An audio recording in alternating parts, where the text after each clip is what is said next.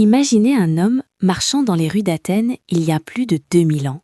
Il n'était ni riche, ni puissant, et pourtant, il attirait les foules simplement par sa manière d'écouter et de poser des questions. Cet homme, c'était Socrate. Il est célèbre pour avoir dit « Je sais que je ne sais rien ». Une phrase simple, mais qui révèle toute l'essence de son génie. Socrate ne prétendait jamais tout savoir. Contrairement à beaucoup, il n'élevait pas son savoir en spectacle, ni pour impressionner. Il questionnait, toujours, et cherchait à comprendre le monde en engageant les autres dans la réflexion. Il croyait que le véritable savoir ne vient pas de ce que l'on affirme, mais de ce que l'on découvre par le dialogue et l'examen attentif. Sa méthode, que l'on appelle aujourd'hui la méthode socratique, reposait sur une idée simple, poser des questions. Mais ces questions n'étaient jamais banales. Elles étaient conçues pour pousser les interlocuteurs à penser profondément, à remettre en question leurs certitudes et à chercher la vérité au-delà des apparences.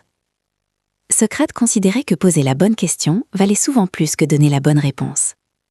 Dans les marchés, les places publiques et les maisons d'Athènes, il interrogeait les citoyens, les philosophes et même les jeunes étudiants.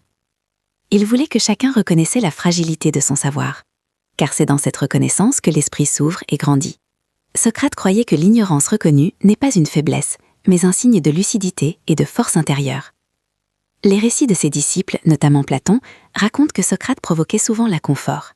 Il mettait en lumière les contradictions dans les idées des autres et les confrontait à leur propre raisonnement. Ce n'était jamais pour humilier, mais pour éveiller. Ces dialogues révélaient que beaucoup de ceux qui se croyaient sages ne l'étaient pas vraiment, et que la sagesse commence par l'admission de ce que l'on ignore.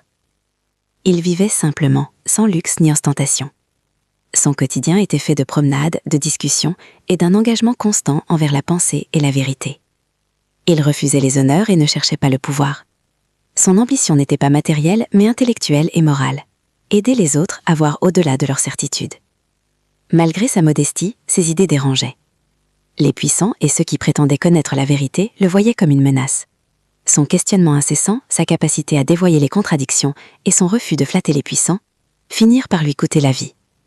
Condamné à boire la ciguë, Socrate accepta son destin avec la même sérénité qu'il avait dans ses dialogues, démontrant que sa philosophie n'était pas seulement intellectuelle, mais aussi profondément morale et courageuse. Ce qui rend Socrate unique, ce n'est pas seulement sa pensée, mais sa manière de vivre cette pensée au quotidien. Il ne s'enfermait pas dans les livres ou des théories abstraites.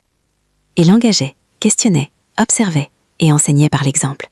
Chaque discussion, chaque question, chaque moment de sa vie était une manifestation de sa quête de vérité. Socrate a laissé un héritage immense. Il n'a écrit aucun livre, mais ses dialogues, racontés par ses disciples, continuent d'inspirer les esprits curieux depuis des siècles. Sa vie est un témoignage que la grandeur ne réside pas dans ce que l'on possède ou affirme, mais dans la rigueur de sa pensée, l'humilité de reconnaître ses limites et le courage de chercher la vérité. Ainsi, en pensant à Socrate, on ne pense pas seulement à un philosophe ancien. On pense à quelqu'un qui a transformé chaque conversation une leçon, qui a fait de l'ignorance le point de départ de la sagesse, et qui a montré que le chemin de la pensée est un voyage sans fin, où poser les bonnes questions compte plus que toutes les réponses que l'on pourrait prétendre avoir.